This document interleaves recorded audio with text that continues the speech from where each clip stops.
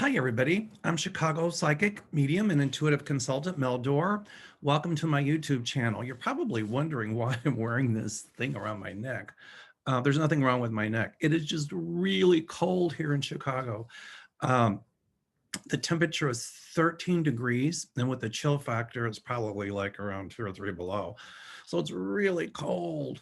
Anyway, welcome.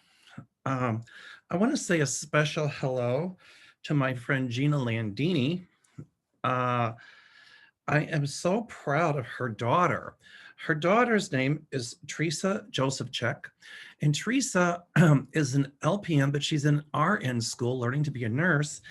And the other day, she got her vaccine, but she was in charge of making sure that all the residents in the facility where she worked didn't have any kind of allergic reaction. So Teresa, you keep up the good work and we're really proud of you. Welcome. It's a new day in America. A new day has dawned and it's exciting. Ding dong, the dawn is gone. What shall dawn? The wicked dawn. Oh boy. You know, I posted something on Facebook. I'm looking at my notes here that I'd like to share with you. Let me just pull it up here. You hear the phone ring, you hear the office in the background. It never fails. Whenever I start doing something, the phone starts to ring. But I posted this on the day of the inauguration, and I'd like to share it with you. I'll be reading, so you have to kind of go with me. I said, America is a great country. Where else can you have the first female vice president of African American Asian descent who is married to a Jewish man? Where else can you have a gay cabinet member present with his husband at an inauguration? Where else can you have Lady Gaga sing the national anthem? And where else can you have Jennifer Lopez and Garth Brooks sing at an inauguration ceremony? Where else can you have a 22-year-old African American poet named Amanda Gorman write and recite an amazing poem dedicated to a new era in America? Where else can you have Latinos, persons of color, and people of diversity in a presidential cabinet? Where else can you have the first Jewish man from a southern state and an African-American minister from a southern state be elected to the Senate? Where else can you have the first Latino senator, Alex Padilla from California, chosen to fill Kamala Harris's Senate seat? A new day of hope, tolerance, and acceptance is dawning on America. Let this send a message that hatred, bigotry, racial intolerance are no longer acceptable in this country. God bless our National Guard and military for guarding our capital and those who tried to overthrow our government. God bless America and our republic. As of this day, she is now truly greater than ever. But more importantly, America never stopped being great. And I'm proud to be a gay American. Needless to say, I got a few little negative feedback from that. But a new day has dawned. So ding dong, the dawn is gone. Okay, I made my point with this thing. It's been a while since I've posted anything. So, you know, I've been doing my meditations and we have a building here, Trump Tower. But in my meditation, I just saw the name Trump is posted in really big letters across the top of the building, or the middle size of the building, mid part of the building. But I saw them coming down and crumbling, which is indicative of what happened with Trump. But also, my guides show me that his name will be taken off a lot of the big buildings, one being especially here in Chicago.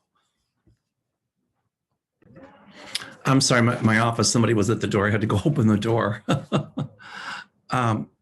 Anyway, I saw all those buildings with Trump coming down, especially here in Chicago.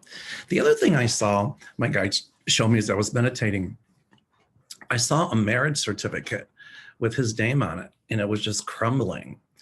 So my prediction, a little gossip, is that now that he's out of office, I really see that Melania is going to divorce him. I think a lot of it because of what came out in the past. Anyway, I still see the impeachment. I'm having a hard time seeing if he'll be convicted, but he's going to be convicted on other things, specifically in the state of New York. And some of those people he pardoned, like Steve Bannon, is also going to be called to task and indicted in the state of New York. So, and I see indictments against Rudy Giuliani as well. Time will tell. We shall see. You know, it looked for a while as if Moscow Mitch was going to try to work with our new president, but it looks like he's still trying his obstructionism BS, with a split Senate. He's threatening a filibuster, and he just tried to say that the Democrats couldn't use the nuclear option. For those of you who don't know what that is, I think you almost have to have 60 people voting on something. Unless you do the nuclear option, that only has to be 51. Well, Mitch McConnell used it against the Democrats, but now it's not okay because we have to have balanced power. We're not going to do that. Everything that he did to the Democrats and everybody else, he don't want done to him. Too bad, Mitch. His wife's going to be in a lot of trouble too. So I don't think the obstructionism is going to work. I had said, Linda Grindle had said that Biden would hit the ground running, and boy, he has with, the COVID relief and the bailouts and all of this and that. I mean, I think he's got so much to do, he doesn't know where to start. It didn't surprise me any to know that Trump didn't even have a plan in place for this whole COVID epidemic. Now we do. I think that that Biden is going to get some pushback or some kind of holdback about this bill he wants to put through, this bill to help people out, because it's, I think, 1.9 trillion. And already the Republicans are saying, we don't want to spend that much. Excuse me? You don't want to spend that much.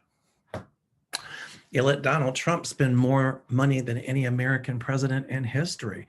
And you're telling me you don't want to spend that much? What floor is the basement on? At any rate, I see at least 3 or 4 packages coming.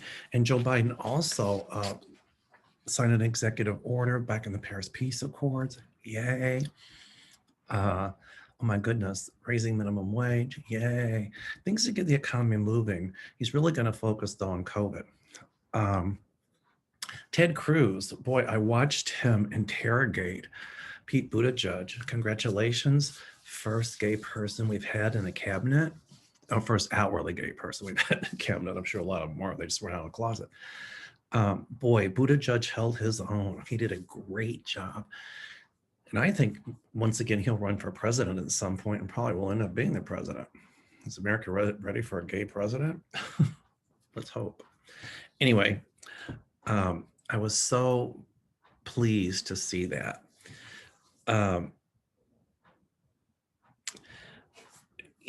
401 North Wabash in Chicago, Trump Tower. That name's gonna come down. Yay, I'll be the first to watch him take the letters out. I think they should take the T down first and just give up rump. We have a rump tower. Maybe I'll call some of my political friends here and see what they can do. I don't really know anybody, but it sounded good. Anyway, Ted Cruz, back to him. He interrogated Pete Buttigieg, but boy, Pete made him look just really bad. I got a flash. My guide showed me that Ted Cruz really has to watch his health. And I was seeing clogged arteries, and I don't wish him harm, but it looks like he's going to have a heart attack or something. I don't wish him harm, but he's really got to watch his health. I still see that Ted Cruz, Josh Hawley, and Lindsey Graham are going to be called to task on the shenanigans they pulled. And I think there's going to be motions to try to expel them from the Senate. I don't think that'll work, but I still see some sort of censure coming. But I guess even with this thing coming, this impeachment just means to bring to trial. So if Trump is being impeached, if be found guilty in the Senate, it means that he's removed from office. But what does it take for some people to awaken? You know, how much Kool-Aid did they drink? But my guides told me they are awake, meaning they support this Trump and all of that people that stormed the Capitol and all of that and tried to turn over the electoral college vote.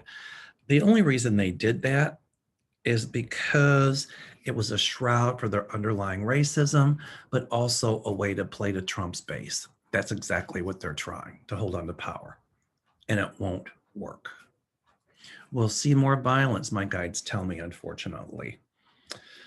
We'll see a lot of that.